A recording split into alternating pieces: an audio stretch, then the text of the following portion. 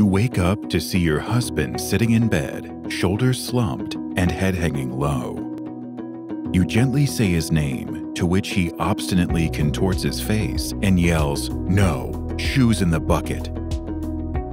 He utters a few more incoherent yet defiant phrases and is back to sleep minutes later. What you've just witnessed is a confusional arousal, also known as Elpenor syndrome, is a sleep disorder characterized by arousal during the non-rapid eye movement (NREM) sleep phase. This disorder can be highly prevalent in children, causing significant parental worry due to unusual behavior during confusional arousal episodes. Keep watching because we're going to talk about confusional arousal, including its causes, symptoms, diagnosis, and management.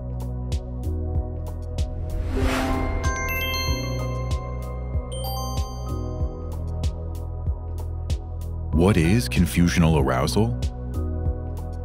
Confusional arousal is disorientation or confusion following an awakening during the night or daytime nap.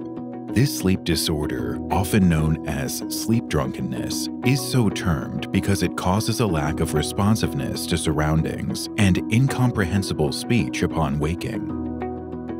Those who experience confusional arousals may be perplexed and perhaps express a desire to achieve specific duties or goals, but have no memory of the event. A typical episode can last up to 15 minutes, but in rare cases, episodes might linger for hours. How common is confusional arousal? Confusional arousal is very common in childhood, but can persist in adolescence and adulthood. The adult prevalence rate of confusional arousal is about 18.5%. The number is roughly 17.3% in children aged 3 to 17 years, whereas it drops to 6% in adults.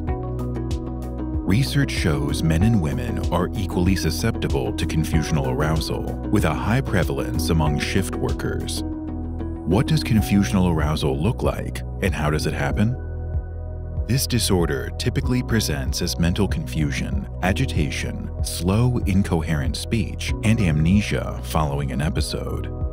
Basically, the non-rapid eye movement sleep phase has 3 stages: light sleep stages, N1 and N2, and the deep sleep stage, with a high tendency of arousal, N3. Confusional arousal occurs during the N3 stage of non-rapid eye movement sleep, which is a slow-wave sleep phase. You awaken, but your brain does not complete the transition from N3 to N2 and N1 and eventual wakefulness. It is most likely to happen in the first part of the night, but it can also happen in the morning when you wake up. Confusional arousal patterns are predictable since they occur at the same time every night. Keep watching because we're about to address causes, diagnosis, and management of symptoms.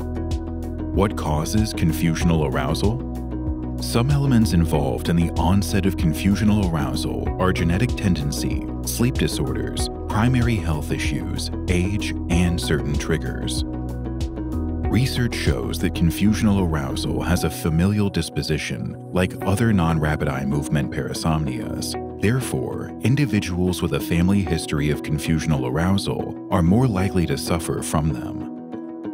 In adults, confusional arousal can happen in conjunction with other sleep disorders. Age also plays a vital part in determining the risk of confusional arousal. It's more prevalent in childhood and tends to resolve with advancing age. Gastroesophageal reflux, a primary health issue, can induce nocturnal awakenings due to acid regurgitation in the throat. In some individuals, they may stimulate confusional arousal. Iron deficiency can also trigger confusional arousal, as evidenced by studies where correction of iron deficiency in children rectified NREM parasomnias. Certain external and internal environmental factors trigger or increase the severity of symptoms, including sleep deprivation, physical and mental stress, menstruation, bladder distension during sleep, irregular sleep patterns, fever, sleep aids, and sedative medications. How is confusional arousal diagnosed? The evaluation of confusional arousal involves participation from a bed partner or parent. The doctor takes comprehensive history based on the frequency and happenings of the event, family history of sleep disorders, lifestyle, and sleep habits.